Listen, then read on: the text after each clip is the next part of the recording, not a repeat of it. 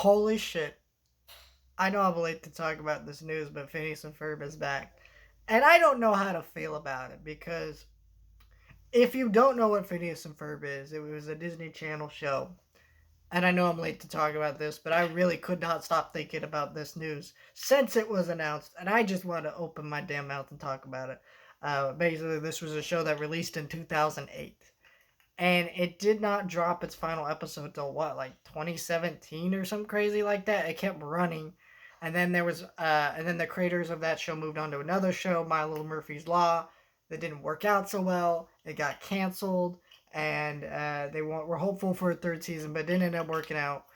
I personally think that's just due to the quality of that show not being that great or capturing an audience. Unfortunately, I think if that show had maybe dropped on Disney Plus at first and not been screwed around in its airing schedule, it might have lasted a little bit longer, at least one more season. But for the most part, even if it got a third season, most Disney Channel shows don't even get that. So, looking at you, Owl House. Very sad that show did not get a full third season. Screw you for what you fucking did to the Owl House, you bitches. Um, Anyways, so it's very interesting to read about Phineas and Ferb coming back. I know they did a movie on Disney Plus, and it was a very popular movie. Here's the thing, though, that movie was terrible, and that's why I'm excited, but I'm also not. It's a lot of emotions. Here's the thing.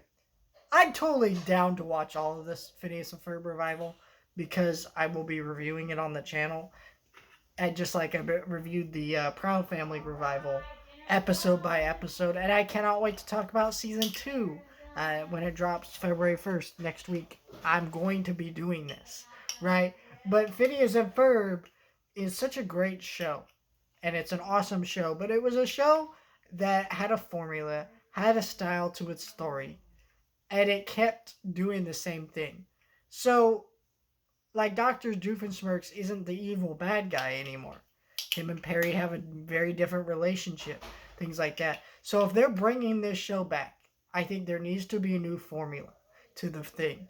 And luckily, I think there will be, but I'm not really sure if there is gonna be because of how the creators want to do it. I don't know. I also don't know how the show's gonna fit continuity wise. Because like again, Dr. Doofenshmirtz's not the evil bad guy anymore. So who knows if he's going to just go back to that and randomly. I don't know what this show's going to be like. And I'm excited about it, but I want some changes to the formula. I want some new things involved with the story. I want characters to actually grow. You know, like I think Candace Busted Your Brothers got a little bit old. So much of the show got old because it was a formula. I'm sure they made fourth wall jokes about it and it was fun, but you got sick of it after a certain point. And even the writers felt like they were getting sick of it and they were tired of it. And it just, I don't know. But my main concern is that the last movie that they put out was a bad movie. It wasn't good. The writing was not there. It just was not. And that doesn't mean this will automatically suck. But I just think that for me, as a fan, I'm excited. I am very excited to see what they do next. But I'm also like, hey, you guys made a bad movie that I enjoyed for what it was, but it wasn't well written. And yeah, I have not watched it since it came out. I've seen videos of Verb Across the Second Dimension several times since that movie came out. I used to listen to the soundtrack, all that. I've never listened to the soundtrack to, any, I don't know.